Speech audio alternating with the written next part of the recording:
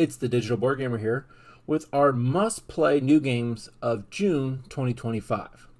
These are the games that stood out to me. I play all of the new full releases and I've played all the beta games to kind of get an idea of what are the new games that I think people should try and play. And these are my favorite 5. At number 5, we have Castle of Mad King Ludwig. We'll start off with the new beta game. This game actually came out June 30th. So it just barely snuck onto the list. I have to be honest, I've yet to play the digital version of it. I'm mid-game right now. I've played about 5 turns, but I own this physically and really enjoy it.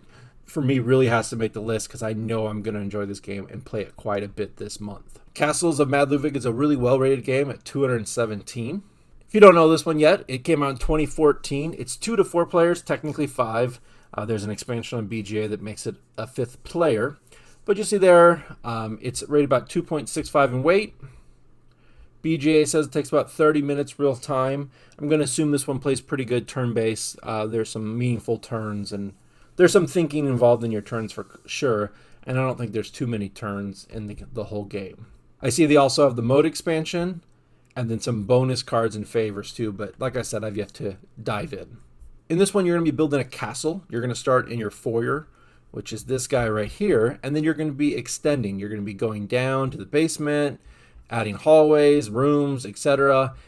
Just adding more and more rooms onto your castle. Obviously, everything has to fit. There's weird shaped rooms like these circles. There's some L shapes and so on. What you need to do is just try to take into consideration of your rooms that score points, and then there's some gold cards that you'll get, and then you're just building out a castle here to score points, and then whoever has the most points will win. It's been a long time since I've played this game, probably up to 5-6 years for sure. So I'm really interested and really excited to dive back into this one. At number 4, we had Tiny Towns. This one's a little newer, but it's another fun building style game. But in this one, you're taking Tetris style pieces and building up a town. Rated just a little bit worse, 472, 7.2 overall. It does have a solo version, so it's 1 to 6 players, weight of just 2, and BGA says it takes about 23 minutes. This one has some variable setup. All these cards at the top here are different each game, which adds replayability.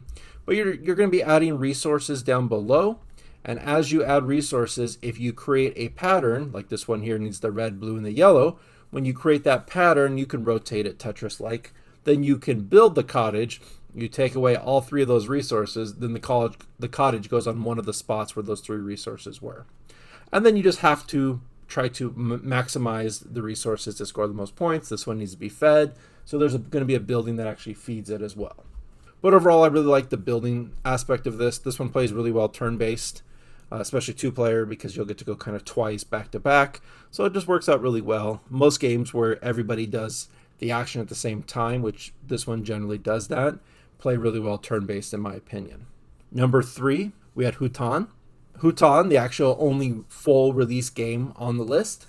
It's a card puzzle style game. It's the newest one to the list, came out just this year. 1 to 4 players, rated under a 2, and so far it's climbing the ranks, but being new, it's not rated really high.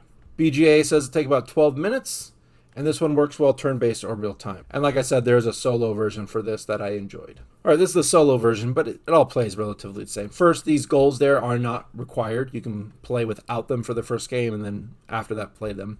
But basically, what you're going to be doing here is you're going to be taking a flower, and you're going to have to be placing them on the board. And as soon as you do that, the areas you place flowers go negative, and they do not turn positive until you fill up the whole section with 1 color of flowers. So since I have dual blacks, I might want to put there, and now I score 2 points rather than lose points.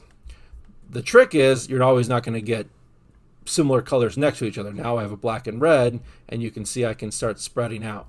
Now when you put a second flower, it turns it into a tree. If you fill up the whole areas with trees, then you get to put an animal, and then you can, when you place the animal, you can fertilize the ones adjacent to it. So just an overall fun little puzzle game. My first couple games, I definitely scored a lot more negative than I should have. Number 2, Up or Down. It is a card placing game. It says it came out last year. It's 2 to 6 players, probably best with 2, and I think I agree with that. Adding more players doesn't add a whole lot to it. And it's a little bit lighter than the rest of them. It takes about 27 minutes on BGA. All right, this game here, you're going to be building 3 piles. Each player can build 3, and the piles either have to go higher numbers or lower numbers. So here, this pile is going higher. This one's going, oh, this pile actually is going lower, and this pile actually is going higher, and this one has been yet to be picked. You're gonna have cards in your hand, but basically what you're gonna have to do is if I have the 2, I'd have to put the 2 between the numbers where it goes, and then I can draw the 3 or the 35, and then place that in my elevators. So then you're gonna place it here. And if you draw a card and it can't go anywhere, you actually have to discard a whole pile.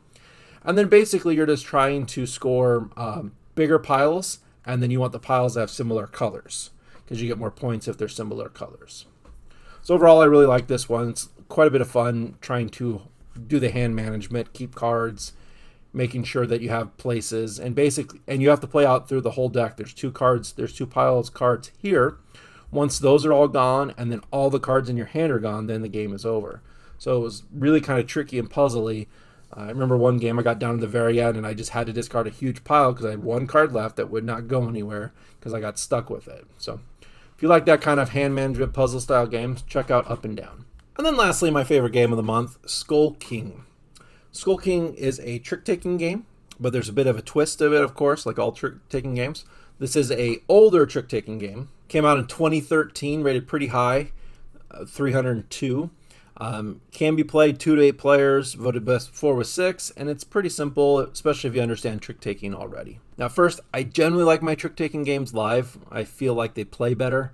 I do play them turn-based. We played through The Crew turn-based because that was the only way we could get through all of it, and I really enjoyed The Crew. So I will play them turn-based. As you can see here, I'm playing this one turn-based, but just realize I think this one's better real time. We're in round 5. The big thing with that is that you'd get dealt 5 cards, and then you're going to bid how many tricks you think you're going to take.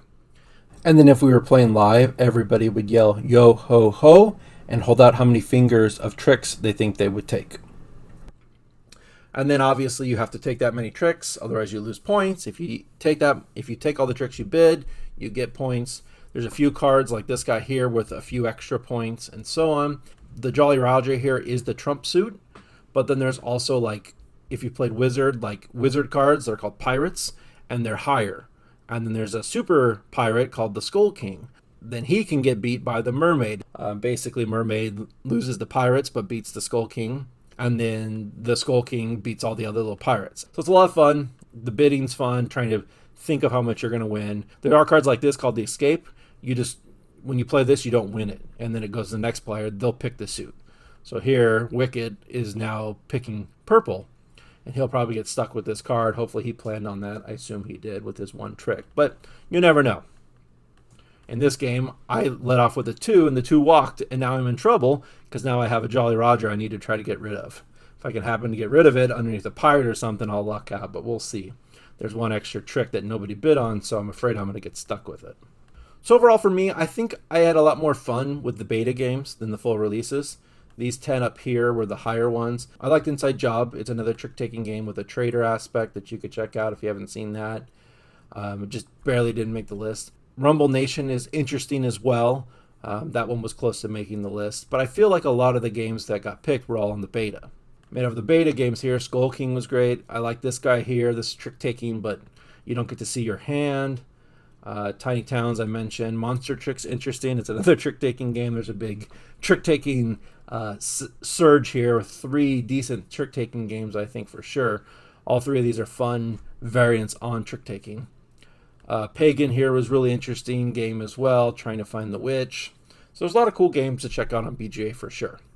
So let me know in the comments which one you liked. What was your favorite game of the month? If you agree with me that we've had a lot of good trick-taking games. Maybe Skull King's on the top of your list, or maybe you're someone that doesn't play beta games, so you like Hutan the most. Let me know in the comments below. As always, I've been the Digital Board Gamer. Good luck and have fun.